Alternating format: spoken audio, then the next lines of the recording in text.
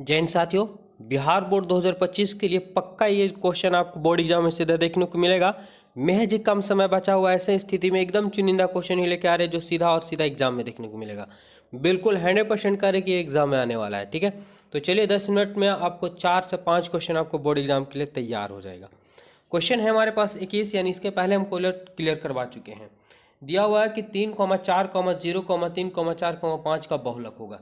देखिए आप लोग पढ़ चुके होंगे कि बहुलक के बारे में कि बहुलक वैसा मान होता है जो सर्वाधिक बार आने वाला 4 मान को ही बहुलक कहा जाता है। लेकिन कभी कभी ऐसा सवाल शायद ही आप देखे होंगे कि दो संख्या बराबर बराबर में आ जाता है, तो ऐसी स्थिति में इसका आंसर क्या होगा। जैसे अगर यहाँ पे हम बात कर ले तो 3 भी 2 बार आया है और 4 भी 2 बार आया है, तो आंसर 3 होगा कि 4 होगा। बड़ा कन्फ्यूजन है, लेकिन ध्यान से समझना होगा कि जब ऐसी स्थिति में सेम बार में आ जाए तो बहुलक जो होगा, ठीक है, क्या किया जाता है कि जो दोनों आए हैं उन दोनों को जोड़ दिया जाता है। तो 3 2 बार आया, 4 2 बार आया, यानी 3 भी हो सकता है 4 भी हो सकता है, तो दोनों को जोड़ कर 2 से भागा दे देंगे, यही इसका आंसर हो जाएगा। ठीक है, तो 4 और 3 7/2 होगा, यानी 3.5 इसका आंसर हो जाएगा। ऑप्शन की बात करें तो डी करेक्ट आंसर हो जाएगा। अगर 3 जो ऐसे 3 बार आता है सबसे ज़्यादा, तो वही उसका बहुलक बन जाता है। तो उम्मीद करते हैं एकदम अच्छे ढंग से समझ में आ रहा होगा। चलिए अगला सवाल है हमारे पास 5,3,7,6,4,2,1 का माध्यिका पूछा है।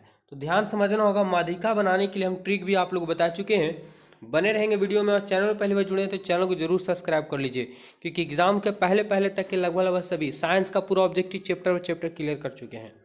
माध्यिका बनाने के लिए सबसे पहले आपको बढ़ते क्रम में सजाना होगा। ठीक है, तो सजाने के लिए सबसे छोटा संख्या पहले 1 है, फिर 2 है, 2 के बाद 3 भी है, 3 के बाद आपके पास 4 भी है, 4 के बाद 5 भी है, 5 के बाद 6 भी है और 7 भी है।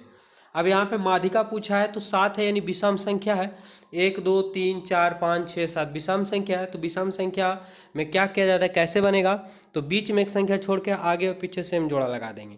ठीक है, तो 3 आगे से जोड़ा लग जाएगा और 3 पीछे से, बीच में बच जाएगा 4, यही इसका आंसर हो जाएगा।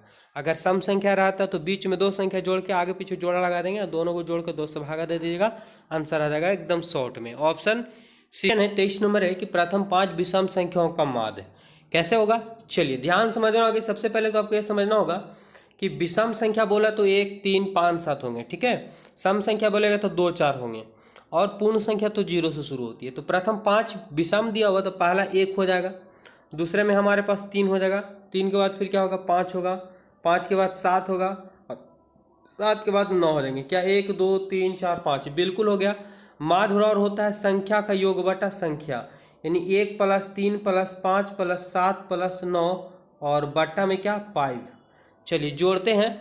क्या हो जाएगा, तो 3 और 1 4, 4 5 9, 9 9 18, 18 और 7 25, 25 और बाटा में 5, 5 25, यानी 5 बार में।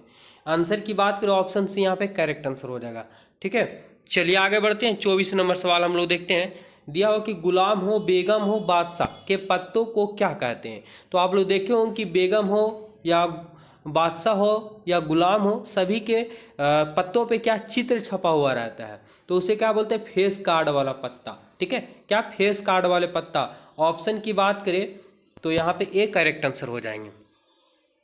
25 नंबर सवाल दिया हुआ है, किसी प्रयोग की सभी प्रारंभिक घटनाओं की परिक्ता का योग। तो किसी भी प्रयोग की सभी प्रारंभिक घटनाओं का योग, यानी परिक्ता जो पूछा गया है, तो परिक्ता होने ना होने या कुल परिक्ताओं का योग जो होता है वो 1 होता है, और परिक्ता का मान 0 और 1 के बीच में होता है। तो ऑप्शन की बात करें यहाँ पे सी करेक्ट आंसर हो जाएंगे, जो पक्का आपको बोर्ड एग्जाम में देखने को मिलने वाले हैं। चलिए क्वेश्चन नंबर 26 है कि 2 सिक्कों को एक के बाद एक उछाला जाता है, यानी सिक्कों को उछाला जाता है। ठीक है, तो एक सिक्के पे हेड टेल होता है, दूसरे पे भी क्या होता है, हेड टेल होता है। अगर हम निकाला जाए तो हेड गुना करेंगे तो हेड हेड होगा, फिर हेड टेल होगा, फिर क्या होगा तो टेल हेड होगा, और फिर टेल टेल होगा।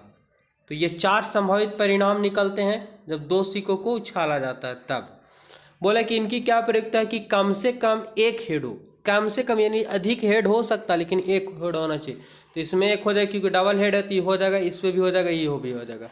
ठीक है, तो 3 आएगा और संभव परिणाम संख्या 4 हुआ, तो 3/4। ऑप्शन क्या है, तो ऑप्शन सी इसका करेक्ट आंसर, जो सीधा एग्जाम में देखने को मिलने वाले क्वेश्चन। चलिए क्वेश्चन नंबर 27 है कि 2 सिक्के को उछाल में 2 पट आने की संभावना। तो अभी हम लोग जस्ट पढ़ के गए थे क्या कि सबसे पहले क्या आया था, तो हेड हेड आया था, फिर आया था आपके पास हेड टेल आया था, फिर क्या आया था तो टेल हेड आया था, और फिर क्या आया था तो टेल टेल आया था। समअपणांक संख्या 4 थे। यहाँ पे बोला 2 पट, पट यानी टीटी, तो कितने बार आया, एक बार आया। समअपणांक संख्या 4, तो 1/4 इसका राइट आंसर हो जाएंगे। ठीक है, चलिए बहुत अच्छे, अगर आप लोग समझ रहे हैं तो। अगला सवाल है कि साइन ए बराबर 3/4 दिया, और ध्यान समझना होगा कि साइन ए का जो बराबर साइन थीटा बोले या साइन ए बोले 3/4, यानी आपके मार्क्स कहने का मतलब कि साइन थीटा और पी बटा क्या होता है, एच होता है। तो पी का मान 3 है, एच का मान 4 है, तो बी का मान अगर आप निकालते हैं तो H square minus P square होता है। तो 4 चौका 16 में से 9 जाएगा तो 7 आएगा, और 7 का वर्गमूल नहीं होता है, इसलिए छूट जाएगा। कोस ए बराबर, तो कोस का होता है बी बटा एच होता है, बी का मान हमारे पास √7 है, एच का मान हमारे पास 4, यानी √7/4 कहाँ है, तो ऑप्शन 20 का करेक्ट आंसर हो जाएंगे। ठीक है, बेहद ही खास क्वेश्चन है जो पक्का बोर्ड एग्जाम में देखने को मिलने वाले हैं। हमारे चैनल से बस ज्वाइन कर लीजिए। अगला 7 सेमी त्रिज्या वाले वृत्त के चतुर्थांश का परिमाप क्या होगा। देखिए यहाँ पे बड़ा कन्फ्यूजन होता है, लेकिन घबराना नहीं, ये क्वेश्चन पूछा गया और पूछे जाएंगे। तो वृत्त के चतुर्थांश का क्षेत्रफल जो होता है 1/4 पाई आर स्क्वायर होता है, लेकिन क्षेत्रफल नहीं पूछ करके हमसे परिमाप पूछा है। तो परिमाप के लिए देखिए यहाँ पे अब हम हिंट्स में आप लोग के लिए फॉर्मूला भी लिख दिए हैं ताकि आपको याद हो जाए। ठीक है, तो वृत्त के चतुर्थांश का जो परिमाप पूरा फॉर्मूला होता है क्या होता है, 2 पाई और प्लस पाई आर बटा 2 होता है, याद रखना होगा। तो 2 का 2, पाई का मान होता है 22/7 होता है। ठीक है, और चलिए यहाँ पे आगे हम लोग बढ़ते हैं। तो पाई का मान क्या होगा, 22/7 हुआ। आर का मान हमारे पास क्या है, तो आर का जो मान दिया हुआ है वो हमारे पास यहाँ पे देखेंगे, ये जो फॉर्मूला लिखा हुआ है थोड़ा गलत है। फॉर्मूला की बात अगर हम करें तो फॉर्मूला होता है 2r और प्लस पाई आर बटा 2 होता है।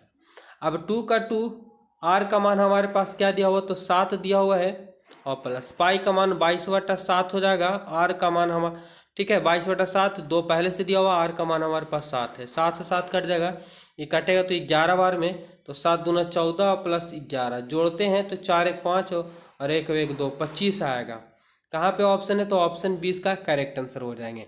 ठीक है, चलिए आगे बढ़ते हैं अगले सवाल की ओर। याद रखेंगे कि वृत्त के चतुर्थांश का परिमाप 2r और प्लस पाई आर बटा, ठीक है, 2 होता है। 30 नंबर सवाल है कि 26 और 91 का मासा क्या होगा। तो 26 और 91 का मासा क्या पूछा, तो 13 दूना क्या होता है 26, 13 दूना 26, ठीक है, और 13 से 91 यानी क्या होगा 7 गुने 13। मासा हम लोग जानते हैं कि जो दोनों में मिलता है वही मासा कहलाता है। तो दोनों में क्या 13 कॉमन मिल जा रही है, नहीं 13 ही आंसर आएगा। ऑप्शन की बात करें तो ऑप्शन ए करेक्ट आंसर हो जाएगा। तो इसमें हम लोग 10 क्वेश्चन क्लियर किए हैं, जो आपको 6 क्वेश्चन यहाँ से आपको बोर्ड एग्जाम में देखने को मिल जाएंगे। इसका नेक्स्ट पार्ट आप लोगों को कल मिलेगा। तो हमारे चैनल से अभी तक नहीं जुड़े, अवश्य जुड़े। धन्यवाद।